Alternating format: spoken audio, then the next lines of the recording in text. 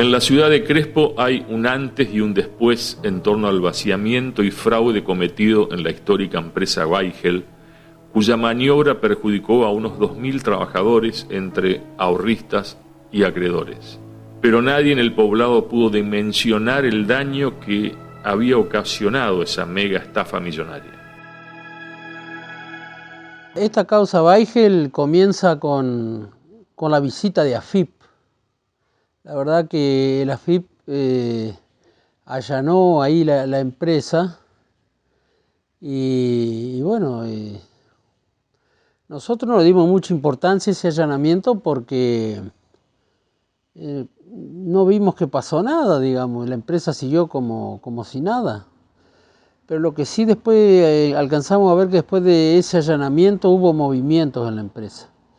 Porque eso era Miguel Weigel SRL antes, hasta ahí, hasta el 2006. Y de golpe los hermanos, o sea, Fermín y Artemio, se separaron. Cada uno se fue por su lado y ahí se armó lo que era después la SA, Miguel Weigel SA. Pero bueno, nosotros, qué sé yo, éramos inocentes, no conocíamos mucho del tema, la verdad, de la SA, SRL. Bueno, también alcanzamos a apreciar de que se estaban armando otras empresas que sabíamos que eran de ellos, pero tenían otros nombres, que Strom, Tramway, estaba Ormiguay que la cambiaron, le pusieron Cemento del Paraná, lo último. Cosas raras, digamos, pero bueno, no le dimos mucha importancia porque ellos después en el año 2007, 2008 reformaron todo lo que era el salón de venta, le hicieron importantes reformas, cambiaron pisos, lo renovaron totalmente. Nosotros seguíamos en la total inocencia que eso iba marchando todo bien, que era un negocio que era como siempre fue la empresa, porque la empresa fue conocida de toda la vida, que acá en Crespo, que están, no sé, más de 50 años que estaban. Y bueno, nosotros esa división pensamos, bueno, algún problema familiar que han tenido, que muchas veces pasa, bueno, no le dimos importancia hasta que por ahí se entró a correr la bolilla un poco de que la situación estaba mal. Bueno, fuimos, preguntamos a la empresa y no, está todo bien, todo, no, pero ustedes saben cómo es Crespo acá, que se corren siempre rumores, a veces estos pueblos chicos, así, no hay ningún problema. Hasta que una mañana nos despertamos con bombas de estruendo y eran los del sindicato de camioneros que habían venido a hacer no sé qué reclamo, como que no le estaban pagando o algo de eso. Bueno, ahí sí ya no entró la preocupación y bueno, ahí entramos a ver por nuestros ahorros que teníamos ahí en esa empresa. Y no, ya fue tarde porque ya no armaron un grupo de atención hacia el público, justamente a los acreedores que iban. Y no nos daban el dinero, digamos, no, que ya se lo vamos a devolver, pero vamos a hacer un plan, que esto, que lo otro. A uno le decían una cosa, a otro decían otra. Es una firma que tenía historia y trayectoria. Yo creo que también en estas comunidades la empresa está muy ligada a la imagen de quien la conduce, ¿no? Entonces, Artemio, con su hermano Fermín, tenían una imagen confiable. Y yo creo que eso jugó en muchas personas. A ver, tenemos que ubicarnos en el tiempo también, ¿no? Que era ya hasta, digamos, las administraciones se estaban tecnificando, pero acá venía un poco atrasado en eso, era todo muy manual y la confianza mata al hombre, dice, ¿no? Por ahí un dicho, te daban un comprobante sin mucho valor y lo aceptabas porque venía ¿no es cierto?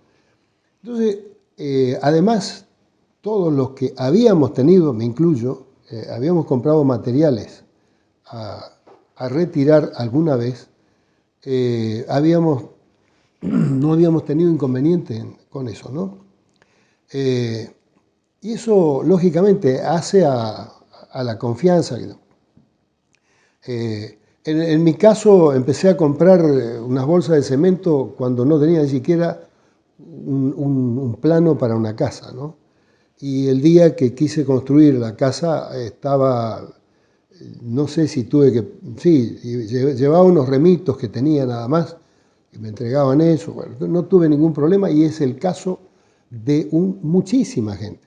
Hoy hablas en Crespo, en privado con alguien, o charlas con amigos y te dicen, yo tengo la casa gracias a Weigel, y yo creo que muchos estamos en esa situación, más allá de que la habremos terminado con el banco hipotecario o con recursos propios, ¿no? Pero originalmente nosotros empezábamos a construir con ellos. ¿Y qué puede haber pasado ahí, no? Yo incluso, cuando ya Artemio no podía salir de su casa, fui a hablar con él. Primero cuando cayeron en problemas y después ya cuando, digamos, estaban, creo que ya les habían pedido la quiebra. Fui a charlar con él y admitió que una versión que yo había publicado era la correcta. Y lo que no sé es si era realmente la correcta o si le servía a él para explicar lo inexplicable, ¿no? Porque esto era una especie de esquema de Ponzi, que no es lo mismo que esquema piramidal, ¿no es cierto? La estafa piramidal es otra cosa, porque es una cosa premeditada que se recibe dinero, se paga altos intereses, se premia, se gasta, no se invierte, sino que se gasta, y se necesita cada vez más para que los nuevos depositantes puedan solventar a los que vienen a retirar, ¿no es cierto?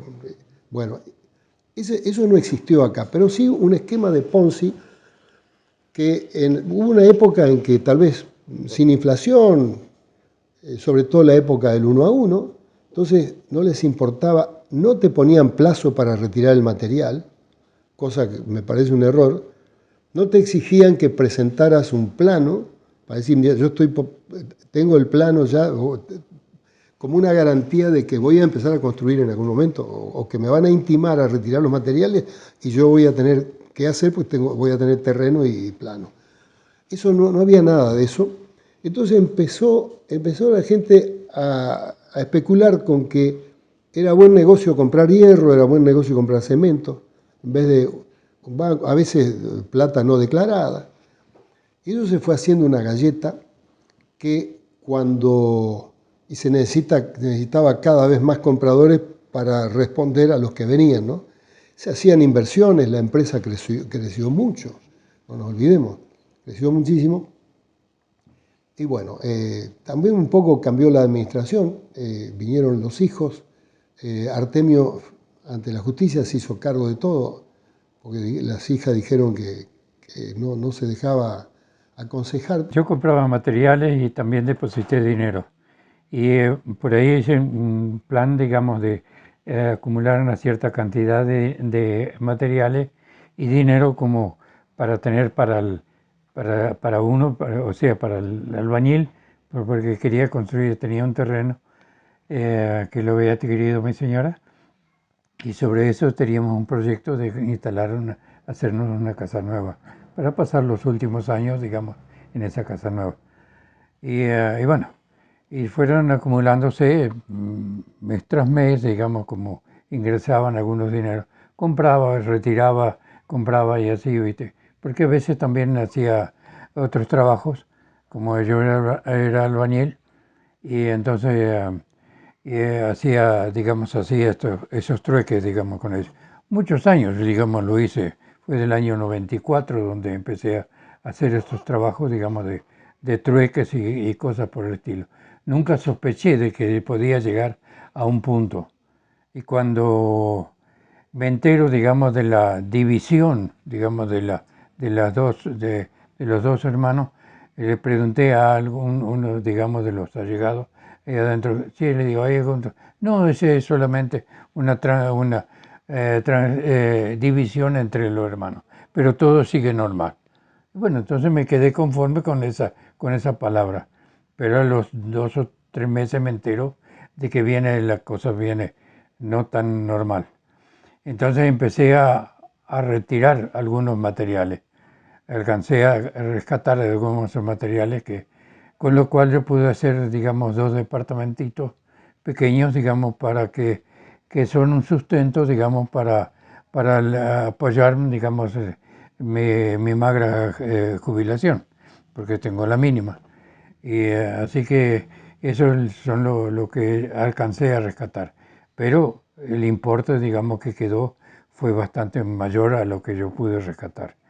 Y bueno, me quedaron promesas, también tuve una operación a la cual no podía seguir trabajando y necesitaba dinero. Y sí, dice, ahora dice todos están enfermos, necesitan dinero porque lo operaron, ¿no? Y estas fueron las transgresiones.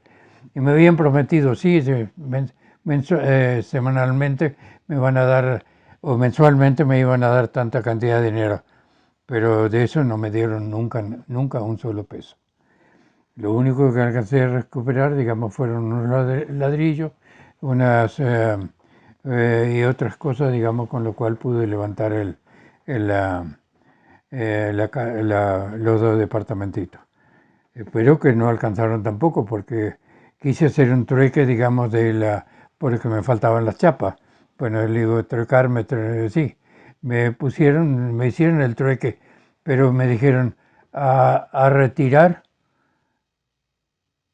cuando se reciba una nueva partida de chapa. Y resulta que a Cinder nunca le dio una nueva partida de chapa porque ya tenían también problemas con ellos. Y bueno, y ahí quedé, digamos, lo único que fue, digamos, ser un canje, digamos, de un material por otro, pero los materiales quedaron ahí adentro. Y así quedaron con las promesas de que me iban a devolver y que no me iban a devolver, y no quedó nada. Había un hombre que nos compró el campo y le decía, mira Alberto, dice, vamos a pasar menos porque eran 3 hermanas, ¿viste? Y dice así, te queda una parte más para vos, no, le digo yo, no, eso no. Y digo, pero es que todos lo hacen, no importa, pero nosotros no acostumbramos a esto. Y le digo, igual se lo voy a decir a mi señora porque el campo es de ella, pero no creo que ella va a aceptar esto. No, mi señora dijo, no. Los chicos también dicen, no, que vamos a hacer esto. Ahora yo digo, si hubiésemos hecho eso, hoy estaríamos pensando, bueno, ahí la tenés, ¿viste? ¿No es cierto? Lo primero que pensaba, ¿viste? Ahí está el castigo, ¿viste? Pero no lo aceptamos. Y era el comprador que nos propuso eso. ¿Viste? Que hay muchos que lo hacen y qué sé yo, ¿no? Porque parte tenía de ese campo, tenía las hermanas de ella, ¿viste? Era una herencia de los padres, ¿viste? Y bueno, yo digo siempre gracias a Dios que no lo hicimos, ¿viste? Porque nosotros, el campo lo manteníamos nosotros, los otros estaban en Buenos Aires. Arreglamos alambrado, arreglamos una cosa de otra, ¿viste? Y sacamos alambrado del medio que habían y arreglamos por afuera, ¿viste? La calle. Y todas esas cosas que es trabajo eso. Hasta que por ahí un día me dice mi hijo, dice, pero papi, estamos trabajando para el otro. Yo sé, le digo yo, pero esto va a cambiar, tiene que cambiar, le digo yo. Vamos a vender y cada uno que haga lo que quiere con sus cosas. Y bueno, pasó que después lo hicimos así, pero nosotros hacíamos todo ese trabajo y después, por eso este hombre me había dicho, me quería hacer una gauchada, pero no era una gauchada justa, ¿viste? ¿No es cierto? Porque uno no se siente bien con estas cosas. No era y bueno, después quedó ahí adentro, después queríamos sacar para ella, necesitamos, y me dice, Artemio me dice, y dice, tu señora está grave. No está grave, le digo yo, pero sí que necesita tratamiento. Yo no voy a decir que está grave si no estaba grave, pero sin el tratamiento ella no tenía la posibilidad de salir. A tal punto que por ahí nos cruzábamos los pasillos y de tanto cruzarnos empezamos, bueno, vamos a hacer un grupo de autoconvocados para reclamar en grupo que en comisión. No andar melodeando todo el día, viendo a ver qué es lo que pasaba. Bueno, armamos una comisión que se llamó lo autoconvocado del caso Weigel. Y bueno, con eso autoconvocado, bueno, ya seguíamos reclamando, tuvimos reuniones con ellos, le hicimos ofrecimiento que no quiebren, le hicimos ofrecimiento que no le íbamos a retirar el dinero hasta por 7 años. Yo mismo le hice el ofrecimiento, digamos, con el acuerdo previo del resto de los acreedores. Y bueno, que hasta por 7 años no le íbamos a hacer ningún pedido de quiebra pero no aceptaron nada, digamos. Todos decían, y bueno, vamos a ver, pero nunca. Pero claro, después llegamos a entender que a nosotros realmente nos estaban entreteniendo para presentar la quiebra. Hasta que llegó el año 2009 y ahí presentaron la quiebra, y ahí se cayó el telón. Ahí ya nos dimos cuenta que habían fraguado el plan perfecto, que se llama, el famoso plan perfecto, donde una SA quiebra y después terminan armando otra cosa y terminan estando mejor de lo que estaban. Digamos, algo, es un vacío, digo yo, que la justicia permite que se haga eso, es algo que se debería corregir en la justicia, de a las SA no permitir esas quiebras. Claro, después responden con los bienes que dejaron. Pero claro, ahí veíamos cómo desaparecían los camiones, desaparecían los acoplados. Es más, después nos enterábamos de propiedades que se transferían. Fue en 2006 en que la AFIP, Delegación Paraná, allanó la sede de la histórica empresa en Crespo por las deudas que iban acumulando. Un año después comenzaron a vender y transferir propiedades y empresas mientras crecían las deudas con los ahorristas que invertían en tales firmas. En 2009, los Weigel aceleraron el vaciamiento de la empresa utilizando atestaferros y prestanombres al punto de querer vender 9 inmuebles en un mismo día. Todo para no pagar, mientras miles de personas quedaban en la ruina. La empresa se concursó y fue a la quiebra.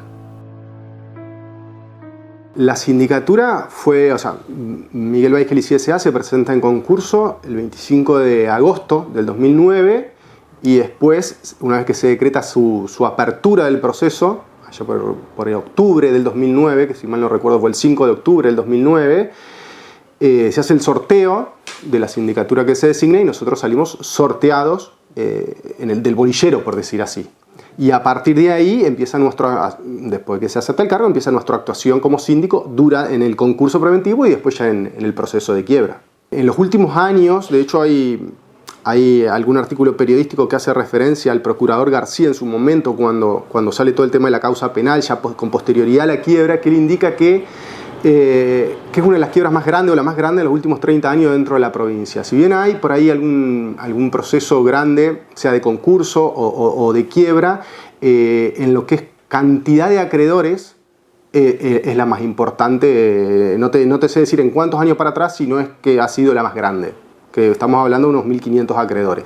Una vez que presentaron la quiebra ya fue tarde, ya tuvimos que arreglarnos con la justicia, digamos. Pero bueno, lo tomó el juzgado número 9 y vimos que la jueza que estaba a cargo de ese juzgado, que en ese tiempo era la doctora Tepsich, y sí, se preocupaba realmente por la causa, nos citó algunas veces a los acreedores, los citaba a ellos, a los Weigel, y bueno, había tomado auge, se movía, la causa se movía. Después, bueno, cambiaron la jueza, y pusieron un juez en el juzgado número 9, pero justo el juez, ¿quién terminó de juez? El mismo abogado, el doctor Ángel Moya, que es el que le armó la quiebra a los Weigel. Terminó de juez en el juzgado número 9, y bueno, de hecho que nosotros teníamos que pedir que se excuse porque él no podía estar de juez en esa causa porque él había sido partícipe y del lado contrario de la empresa, digamos, había sido el abogado de la empresa. Bueno, eso después lo tomó otra jueza de otro juzgado, creo que la doctora Albornoz, Y bueno, ahí se frenó mucho, se frenó, la verdad que la causa ahí se frenó mucho, porque hasta que la jueza entendió la causa, digamos, pasó mucho tiempo. Y bueno, nosotros al día de hoy ya llevamos 14 años reclamando nuestros ahorros, lo que era nuestro. Lamentablemente estamos viendo que vamos a perder muchísimo. Pero bueno, hay otros que perdieron más porque lamentablemente en esta causa falleció ya un montón de gente, porque la mayoría de la gente, de los ahorristas, era gente mayor. La mayoría era gente mayor que por ahí había vendido sus campos, sus herramientas de trabajo, ya para retirarse, y bueno, tenían ese ahorro que quizá lo tenían para afrontar por ahí alguna situación de algún medicamento, de alguna enfermedad o algo, y bueno, lo cual no tuvieron ningún eco de nada, nadie, no se le dio nada a nadie. Sí, algo, pequeñas sumas que fueron entregando hasta que no entregaron nada. Hubo una etapa que entregaban algo, pero nunca fue todo. Cuando acordamos ya lo que iban a seguir entregando, no lo entregaron más. Como le pasó a tanta gente, ¿no? Porque la vida se compone de un montón de cosas. Uno dice parte humana, parte familiar, parte comercial, social, moral y espiritual. Entonces uno con bases de fe puede seguir avanzando, no tomar tan en serio estas cuestiones porque ellos no soslayaron, o soslayaron todos los valores. Eso fue quizás su pobreza interior, su egoísmo, la ambición. Eso les llevó a perder todos los valores y no a valorizar al otro. Pero los valores personales los perdieron, no escatimaron nada. Yo no sé cómo a esta altura de la vida ellos y la gente que participaron en esto pueden sobrellevar esa carga que representa en la conciencia y en sus hombros, que permitió dañar a propios y ajenos. Porque ellos no quedaron fuera del circuito del daño.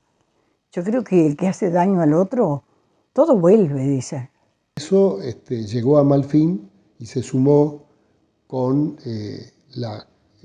con un problema con la AFIP muy serio que no pudieron resolver. Tuvieron claro, posteriormente a la quiebra habilita una inspección más profunda, ¿no es cierto?, de AFIP, estructural creo que se llama, y bueno, entonces te encontrabas con papeles que no, papeles que evidentemente delataban una evasión.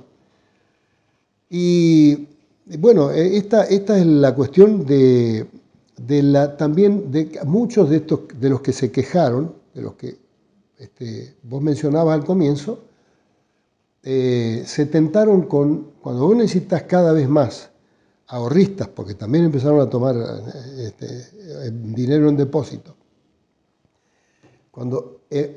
Y tenés que necesitas liquidez, empezás a ofrecer más interés. Y entonces nadie desconfía, dice, ¿cómo va a ser para pagar? Bueno, ese es el tema, que hay gente también que se tentó en grande, ¿no? Vendió algo porque era buen negocio, depositar ahí, y eso se generó una situación que evidentemente no la pudieron manejar más. Según mi teoría, una convocatoria de acreedores les hubiese permitido, con todos los ahorristas enojados, pero les hubiese permitido zafar de la situación. Había muchos bienes con los cuales responder, había muchos.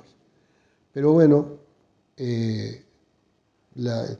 por asesoramiento, lo que hizo la firma fue crear varias empresas que actuaban entre sí, ¿no es cierto? Algunas eran acreedoras de sí mismas, por decirlo de alguna forma, y bueno, eso complicó, me parece, situación sobre todo con AFIP, ¿no? De la droga, todo eso que había que comprar, ¿viste? Porque ella tenía un tumor en el pecho. Y bueno, pero digo, gracias a Dios que el hospital de San Martín respondieron. Ellos nos dieron todos los que faltaba, ¿viste? Había que hacer papeles, había que hacer un montón de cosas. También figura esto, el problema que teníamos. Y todavía me decían, ¿viste? Mira, si algún día venís y necesitaras la droga y como es, no terminaste los papeles, dice, vení igual, ¿viste? Nosotros te lo damos y después lo terminás. Era gauchísimo. Los empleados, o enfermera, o médico, todos los que estaban ahí, ¿viste? Yo tengo que decir, muy buenos, ¿viste? No, a mí me dieron un auto, era un modelo 2005, que era de la otra empresa de Santa Fe, el auto eso. Y bueno, me dieron ese auto ahí. Y lo vendí, pero lo tuve que regalar porque la gente ya sabían que era de Bahía, de lo que quería comprar. En 2005 era un Gol, me parece, sí. Lo único que nos dieron después unos puchitos que nos daban ahora. Y así quedamos con la esperanza de que iba a cobrar, pero la gestión, digamos, bueno, alcanzamos a cobrar el monto, digamos, de lo que había quedado, pero relacionado a 14 años atrás. Así que calculé que son solamente chauchas y palitos, ¿viste? Con una inflación de, digamos, a mí me hicieron un trueque, digamos, el cambio de los dólares que había dejado a 3.80. Así que ahora estamos a 500 el dólar. Así que y así estoy esperando. Gracias a Dios por lo que hemos podido recuperar esto. Esto fue un apoyo para que no esté tan angustiante, digamos, mi situación, digamos, en la familia, ¿viste? A mí me extrañaba mucho, digamos, porque veía, digamos, los días lunes a la mañana, veía siempre entre 4 a 5 equipos cargados con Portland, que eso iban, digamos, después a las distintas partes de la provincia a llevar no sé a quién, así que, y no solamente esto, después todo lo que salía y entraba todos los días.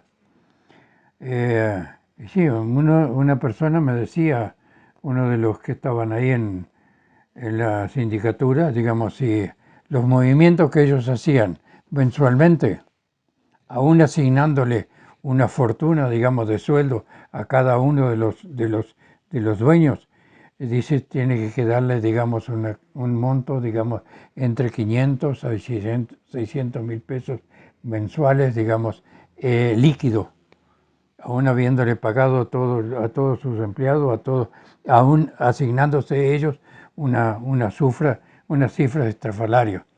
Pero se ve que algo pasó. ¿Dónde fue a parar ese dinero? No sabemos. Hubo incautación de bienes, mucha incautación de bienes cuando se decretó la quiebra. ¿Sí? Allá por el mes de... La quiebra se decreta se decreta el 7 de noviembre del 2011. Cuando se decreta la quiebra, se hacen todo lo que es la incautación de los bienes que todavía estaban en poder de lo que es el patrimonio fallido. Se incautan todos los bienes, que había muchos bienes materiales y algunos inmuebles. El tema fue que muchos de los inmuebles de Miguel Weigel y Cía S.A. habían salido con anterioridad a la presentación en concurso del patrimonio de Miguel Weigel y Cía S.A.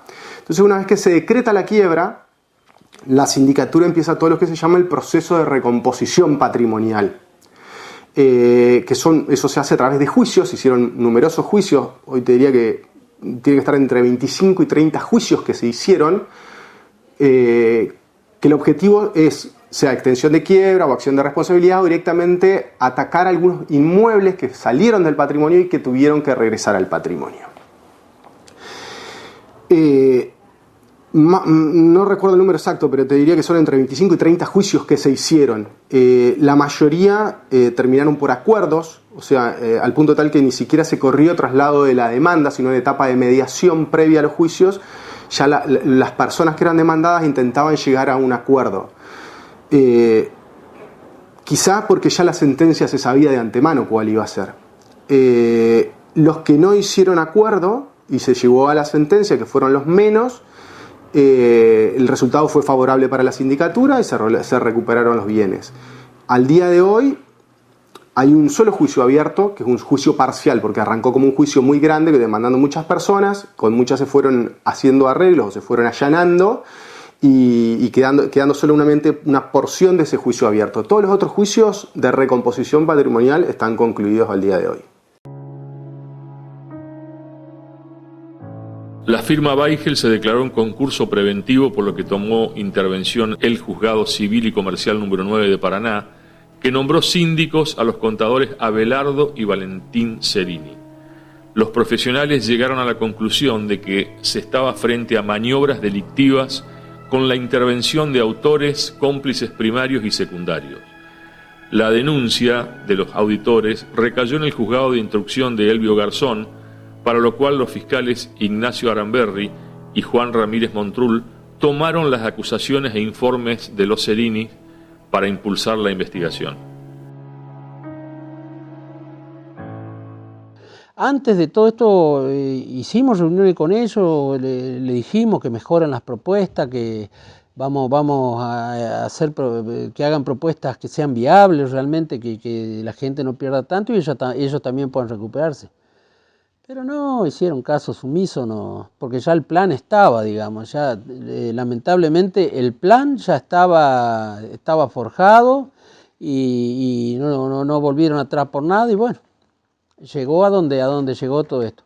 Un montón de gente estafada, porque la verdad que si ellos hubieran querido pagar a la gente, ellos tenían bienes, tenían muchísimos bienes, tenían camiones, tenían propiedades, tenían acoplados, tenían un montón, pero prefirieron pasarlo a testaferro. Hasta la empleada doméstica, había terrenos que nosotros sabíamos que lo había comprado Weigel o que habían sido de Weigel y pasaron a manos de otras personas ya en el periodo de sospecha, que creo que la sindicatura tomó como periodo de sospecha el año 2006, o el juzgado tomó como periodo de sospecha, y todo desde el 2006 hasta el 2008, hasta el mismo 2009, se transfirieron prácticamente todas las propiedades a nombre de los hijos del contador, que tenían a nombre de empleados.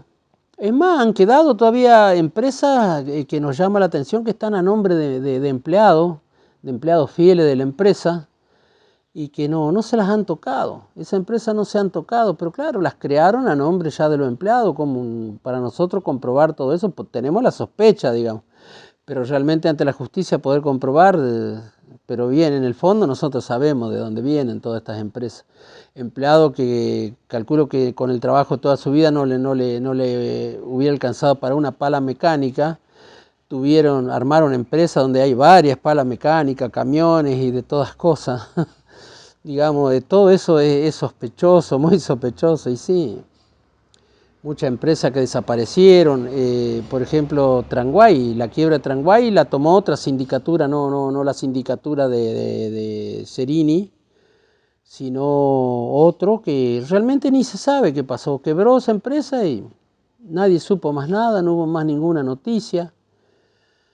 Y bueno, esto es lamentable por toda la gente que perdió prácticamente toda su vida de trabajo. Hay mucha gente que perdió su vida de trabajo. Yo fui uno de esos que empecé a trabajar desde muy chico, tratando de progresar, trabajando, ahorrando siempre para lograr comprar un camión, que logré comprar un camión bastante nuevo con acoplado, y bueno, por cuestión de enfermedades lo tuve que vender y para no tenerlo ahí que se me arruine, digamos, hasta que mejorara mi situación de salud. Total, dije, compro dólares después, y claro, otro tema, la inseguridad, que uno en su casa no puede tener dinero. Y bueno, muchos optaron por depositar ahí porque ahí uno podía hacer cualquier tipo de negocio con ellos. Si tenía dinero, le pagaban intereses, lo podía canjear después por materiales de construcción, o si uno necesitaba antes de lo que se vencieran los plazos, podía retirarlo. Era como algo familiar. Uno iba, hablaba y... Pero claro, era una costumbre que ya mucha gente ya adoptó con el paso de los años, porque esta empresa siempre trabajó así. Uno podía ir comprando de a poco materiales, dejarlos adentro, cuando ya tenía todos los materiales para hacer una casa, los empezaba a retirar y empezaba a construir. No, lamentablemente mucha gente perdió todos esos sueños, de los sueños de su casa, muchos que ya tenían todos los materiales y no pudieron recuperar nada. Y bueno, y la gente que vendió sus herramientas, ya sus cosas, gente de edad tampoco, solamente unas migajas que venimos cobrando, pero que no llegan ni, no sé, al 5% de lo que en realidad deberían reponernos otra vez. La situación con la empresa siempre fue comercial, digamos. Como bien se sabe, conocidas por toda la gente del pueblo. Digamos, bien conocido, porque decir la palabra Weigel era algo importante, digamos, ¿no? Así que, digamos que de mucha confianza, porque tenían una trayectoria de 50 años hasta que pasó este caso, y nunca antes ellos habían tenido ningún tipo de problema, incluso el que compraba materiales lo dejaba adentro, después lo retiraba, nunca había habido un problema así mayor, digamos. Así que la relación siempre fue buena, digamos, en ese punto. Yo era compañero de escuela, digamos, de Artemio. Tengo inclusive una foto, digamos, de fin de año, digamos, donde sacaron todo el grado, digamos, donde él está. Y era muy amigo, digamos, de él. Y mi hermano era compañero, digamos, de Fermín, que era el otro de la empresa. Y así que teníamos una relación. Inclusive una vez estuve hablando y en el tiempo de que se hablaban de los federales, y él mismo me dijo, dice, yo hice muy buenos negocios con los federales. Todos se quejan que perdían plata y sin embargo yo hice muy buenos negocios con los federales. Y en ese momento yo le hice quería hacer una evaluación y digamos, bueno, porque ellos tenían venta de camiones también, o sea, camioncitos, digamos, como de reparto y esas cosas, digamos así, camioncitos chicos, digamos, procedencia china. Y bueno, y con ese monto, digamos, entre los materiales y cosas, lo habíamos evaluado y digamos, alcanzaba a cubrir el valor de uno de ellos. Pero no me lo entregaron. Nosotros tuvimos varias reuniones con ellos, como te estaba comentando. En un momento se le dijo que le dábamos la posibilidad de nosotros, de que ellos puedan seguir trabajando, de no hacer ningún tipo de nada raro, legal, digamos, para que tengan la libertad de seguir trabajando, porque textualmente le dijimos, con lo que se estaba vendiendo en ese momento, materiales de construcción, tranquilamente ellos como máximo en 2 años nos pagaban toda la deuda. Pero nunca tuvieron voluntad de pago, ellos, siendo que nos conocían, como la entrevista que hiciste anterior al señor Érico, que eran amigos, que fueron a la escuela con ellos, que yo los conocía son de más o menos mi edad, sus hijos, ¿no? Los veía todos los días, los veía andar en los autos, como se estaba comentando recién, importados, decía, qué lindo auto, ¿no? Y nunca nada negativo, digamos. La gente de acá siempre lo trató muy bien, con mucho respeto. Decir la palabra Weigel era sinónimo de respeto, ¿no? Lamentablemente ellos de un momento a otro mostraron otra cara, ¿no? Fueron todo lo contrario. Y hoy, bueno, decir la palabra Weigel es todo lo contrario, ¿viste? A decir respeto es una falta de respeto total. Es un insulto casi.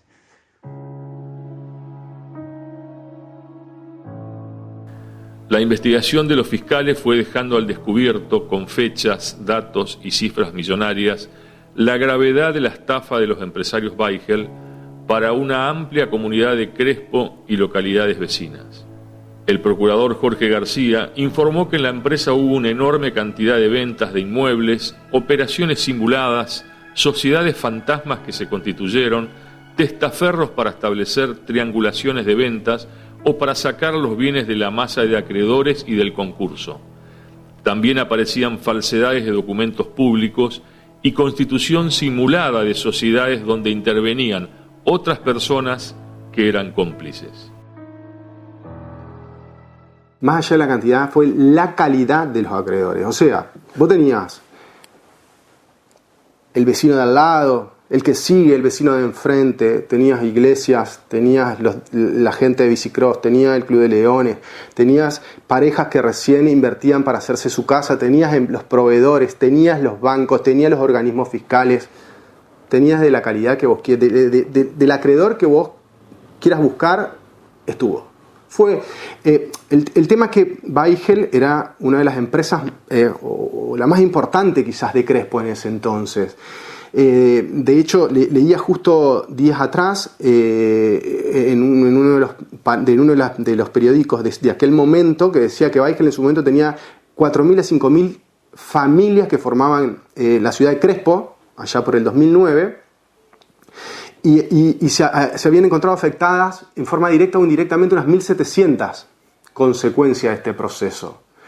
Sea por depósito, porque tenían materiales depositados, o sea, plata en la adquisición de materiales, pero fue importante, y de hecho las consecuencias de la caída de la empresa, hasta el día de hoy uno va a Crespo y ve cómo se siente eso, porque los inmuebles que eran parte de la empresa todavía, como están dentro del proceso, no se han reactivado, entonces están con los yuyos largos y demás, hasta que se puedan liquidar, o sea, rematar, y que los nuevos adquirentes le pongan le den un nuevo fin, digamos. Antes, para los Weigel era una palabra mayor, y después que queda así sin nada, o sea, queda hecho, para decir la verdad, hecho pelota, que no sirve para nada esa firma, ¿no es cierto?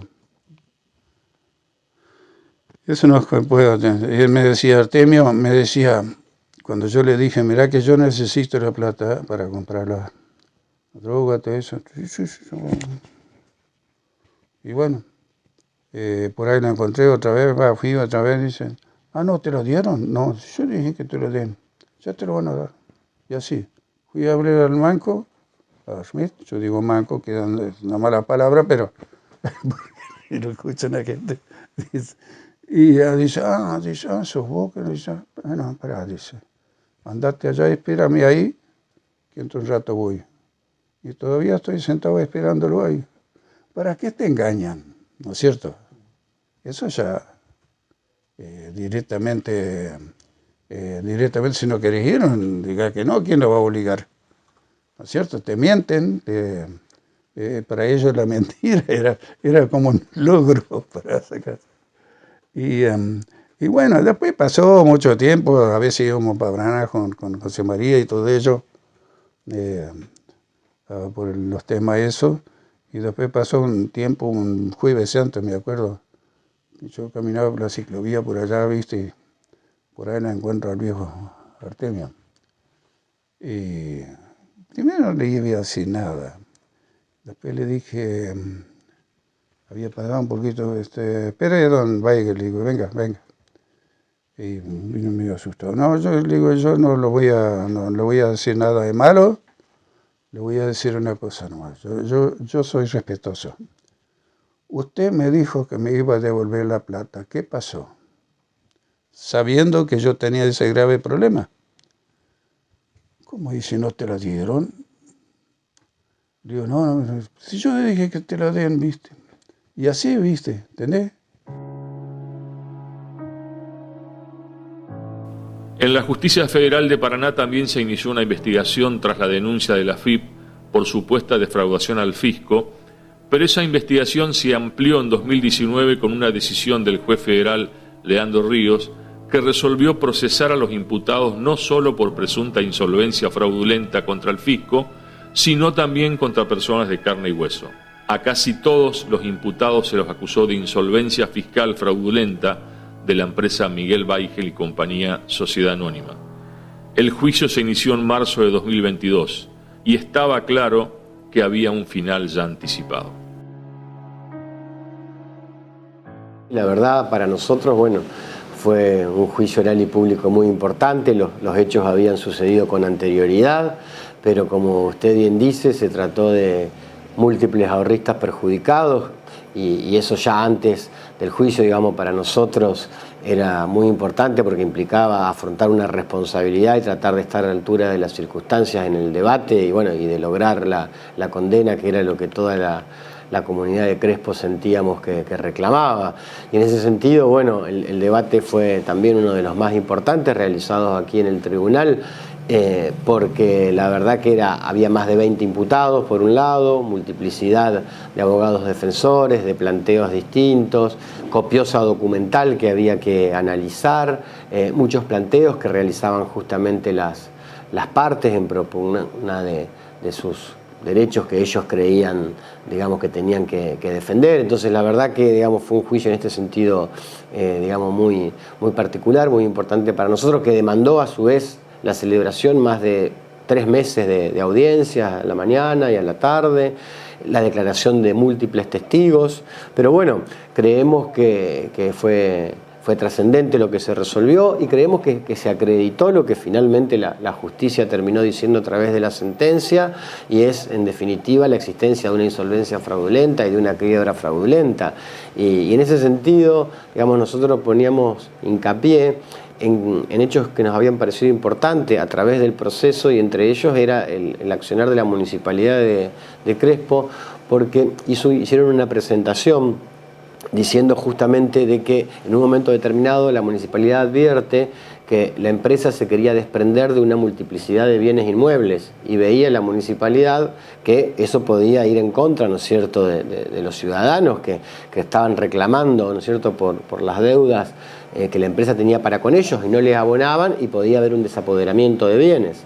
Y bueno, junto a eso también hubo un accionar, ¿no es cierto?, de la AFIP, que se presentó en el proceso como querellante, que se hizo la denuncia pertinente y bueno, y las maniobras justamente que se denunciaron quedaron acreditadas que se habían cometido. O sea, era por un lado, les decía, el tema de los inmuebles, eran innumerables inmuebles valiosísimos que se fueron desprendiendo, inclusive con fecha muy cercana a la cesación de pagos.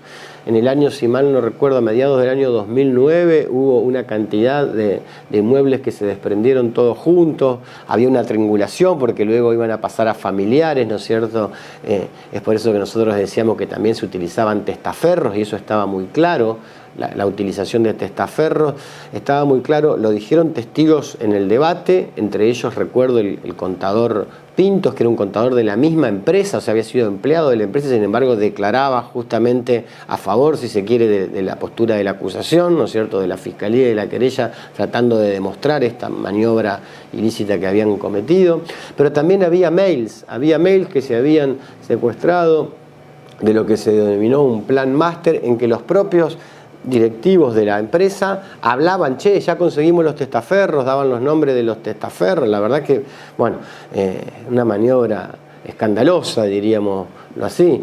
Y en el derredor de estos, de los testigos, también nosotros valoramos el testimonio del síndico de Serini, porque dio cuenta de una tarea muy puntillosa realizada, y Serini daba cuenta justamente de todos los actos de vaciamiento de la empresa, y entre ellos la constitución de sociedades paralelas. Por ejemplo, Cementos del Paraná, que fue uno de los casos paradigmáticos, donde los propios también empleados de Cementos del Paraná declaraban y decían, no, en realidad nosotros sabemos de que en realidad esto es Baigel. Entonces digo, bueno, todas estas maniobras y todo esto sucedido durante el juicio nos fueron dando a nosotros, digamos, un plafón probatorio suficiente como para estar confiados al momento de los alegatos y pedir las condenas que finalmente se pidieron. Lo tenían ahí para entregar, pero no me lo entregaron. Bien, bueno, don Erico. Eso. Y eso fue más o menos lo que me aconteció a mí, ¿viste? Y bueno, y así que, sí, gracias, digamos, por lo que también ellos negaban de que no eran grupo Weigel, que no era un grupo Weigel. Y un día, digamos, en fin de año, me mandaron una tarjeta firmada por él y firmada por uno de los que le acompañaban, que lo asesoraban en Hormiguay. Y ahí decía Grupo Weigel, que lo cual esa tarjeta se la entregué al síndico, para que tuviera un comprobante de que realmente era un Grupo Weigel. No era Miguel Weigel y compañía solamente, o Weigel, Miguel Weigel, Sociedad Anónima. Era todo un grupo. Sino que hay otras circunstancias, sino que no alcancé a detectar de dónde están, porque sé que salieron, digamos, en algunos periódicos y en algunos lugares también, pero no tengo, digamos, en mí, digamos, en el poder, ese comprobante, digamos, pero donde yo sé que habían hecho un círculo muy grande de camiones y decía abajo Grupo Weigel. Así que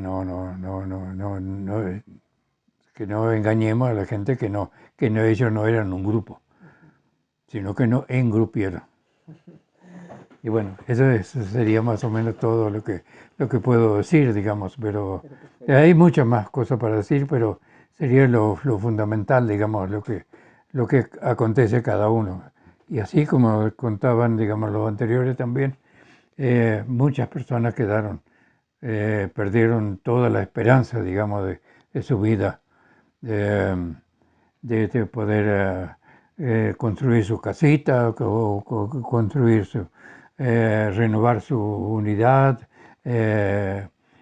automotor o lo que sea, porque no lo alcanzaron y otros mucho menos, digamos, con poner, recuerdo que una mujer también estaba reclamando en eso, había depositado en ese momento 20.000 pesos, que era el importe de la operación, porque tenía que esperar el turno. Y bueno, y cuando le llegó el turno, no pudo recuperar ese dinero y no pudo hacer la operación. Y bueno, y así, ¿viste? Esos son uno de los testimonios.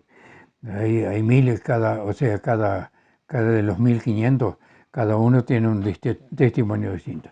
Nosotros consideramos de que se había acreditado que había un plan único y común. En definitiva, era un plan único y común justamente ¿para qué? Para desapoderar de bienes a la empresa en perjuicio de los acreedores.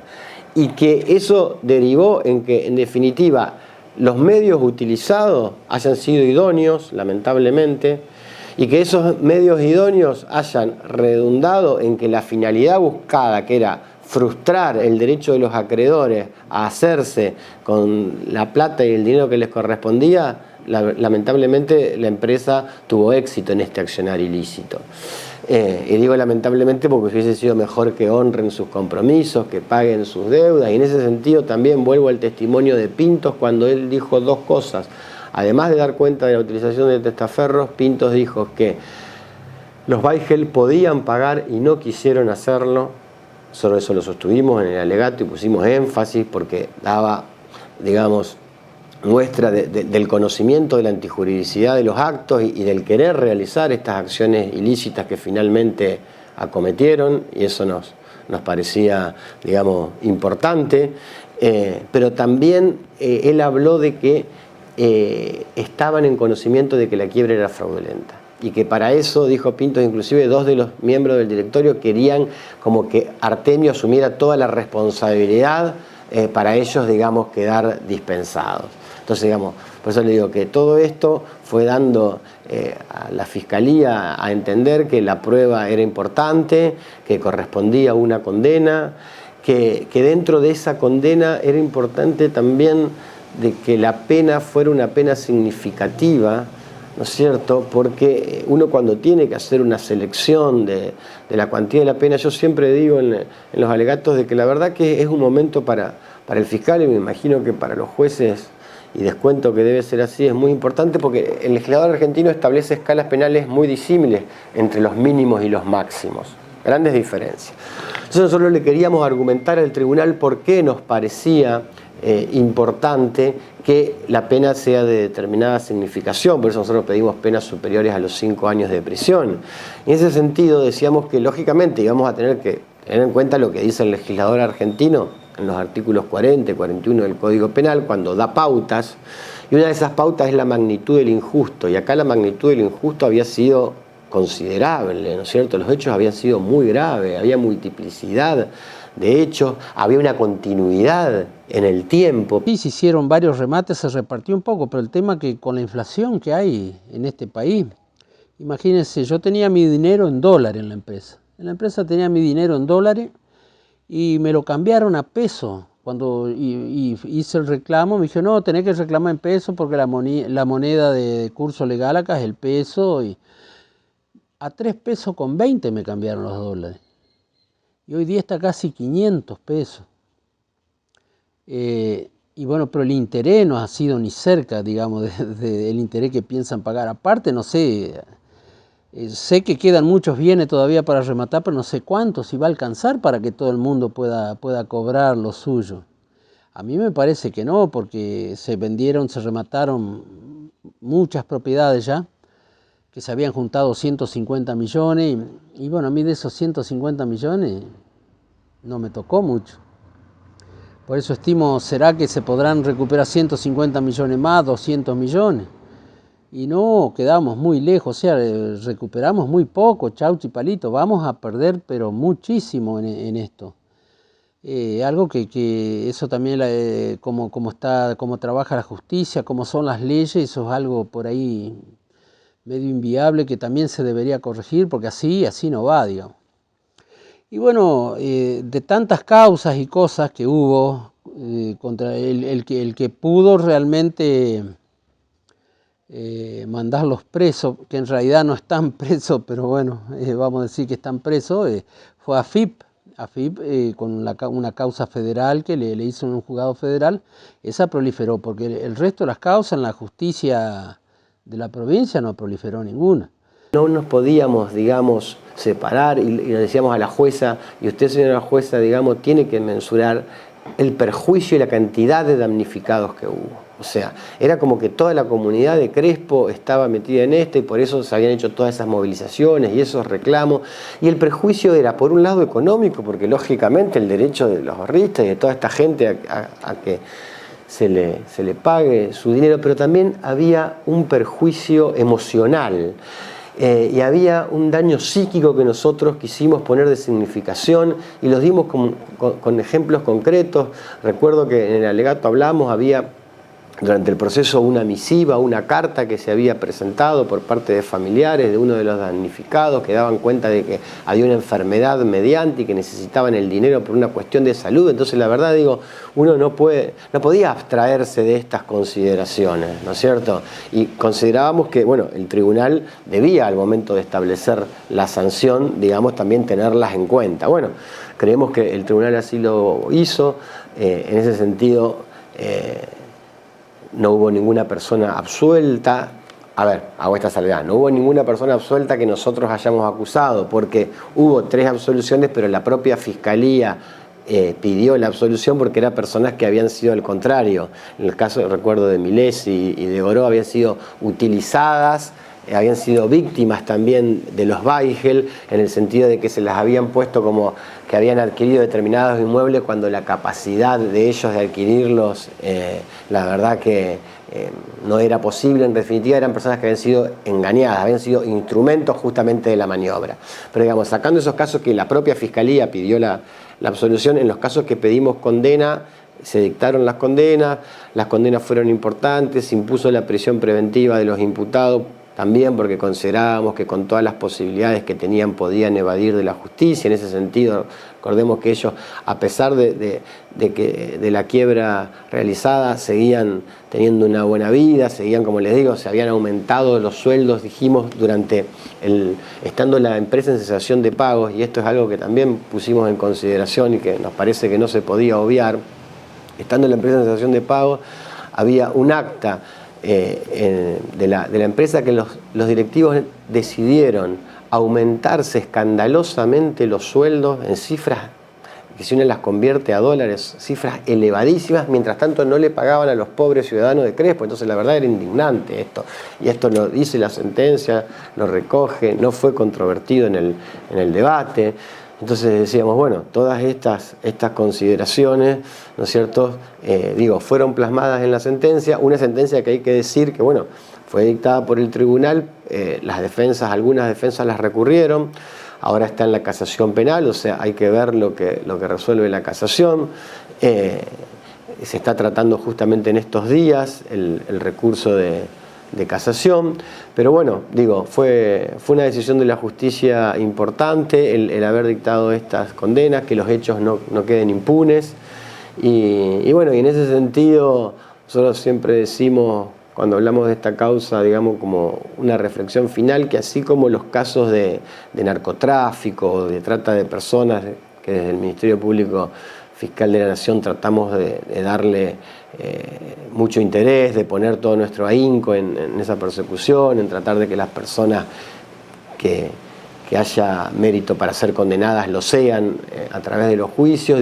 Este caso, que era un caso distinto, ¿no es cierto?, que era un caso de criminalidad económica, que no tenemos muchas veces en el tribunal, pero decíamos también, era un desafío muy grande para nosotros poder estar a la altura de las circunstancias en este debate, porque veíamos, y vuelvo a decir, no nos podíamos abstraer de eso, de todo el perjuicio que se había ocasionado en la comunidad de Crespo, a los ciudadanos, y entonces, bueno, nos parece importante esta decisión de la justicia que condenó a los imputados. 3 meses después de iniciado el juicio oral por el caso Weigel, la presidenta del Tribunal Oral, Lilia Carnero, comunicó su decisión de condenar a 14 de los 21 imputados en el juicio por el vaciamiento fraudulento de la empresa. El resto de los imputados tuvieron su absolución o lograron la suspensión del juicio a prueba. Cuando buscábamos el tema de seleccionar la cuantía de la pena, también, como le digo, uno tiene que tratar de hacer ese trabajo responsablemente. Tampoco se debe dejar guiar por lo emotivo y tiene que tiene que tener en cuenta determinados parámetros, pero hacerlo, responsablemente y de acuerdo a las pautas que da el legislador. Por eso que yo le decía, tomamos estas pautas, de la gravedad del injusto, del daño, de la continuidad en el tiempo. Y en ese sentido, lo que digo es que cuando buscábamos antecedentes de este tipo de delito, claro, y veíamos que muchas veces las penas eran 3 años y en suspenso, no de cumplimiento. Nosotros justamente por eso fue una tarea tratar de argumentar junto al doctor Ardoy y Podaini, que estuvieron conmigo en el debate, tratar de argumentar al tribunal y de hacerle ver de que por qué era importante y justo. Lo fundamental que nosotros tratábamos de decir era que no queríamos ni que la pena fuera alta ni baja, que fuera una pena justa, una pena adecuada al elemental principio de la culpabilidad por los hechos. Y la culpabilidad por los hechos en este caso era muy grande, era muy grande.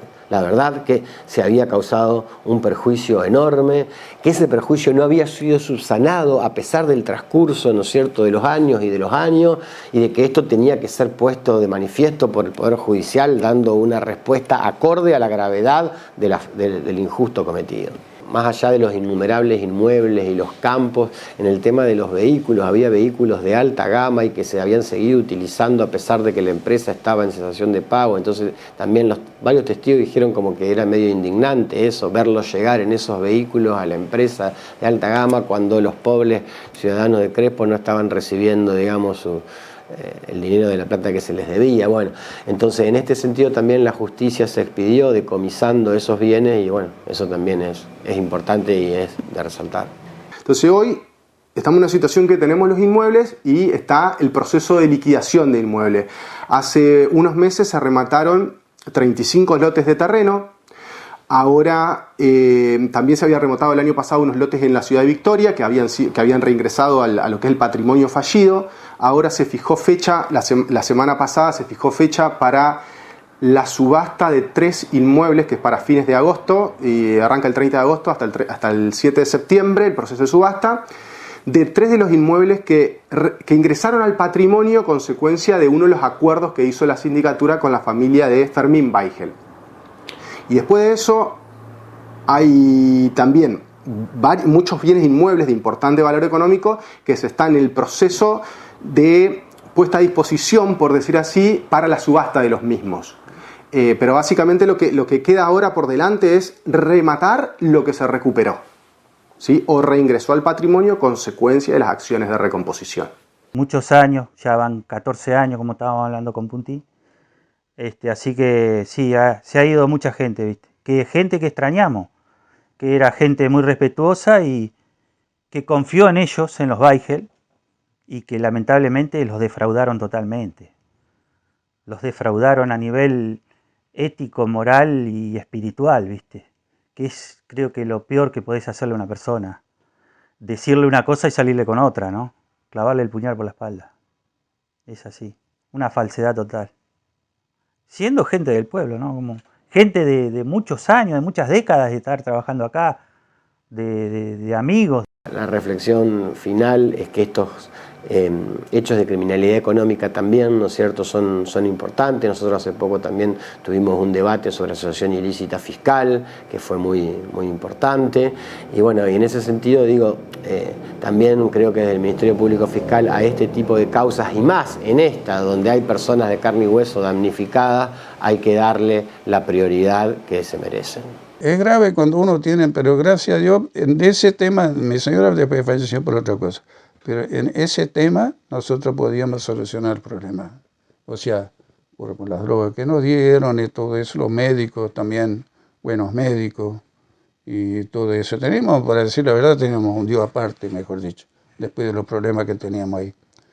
Pero ellos se portaron muy mal. No solo con nosotros, con todo el mundo, ¿viste? Con todos los que tenían plata ahí. Casi todos han tenido un problema, ¿viste? Si no era una cosa u otra.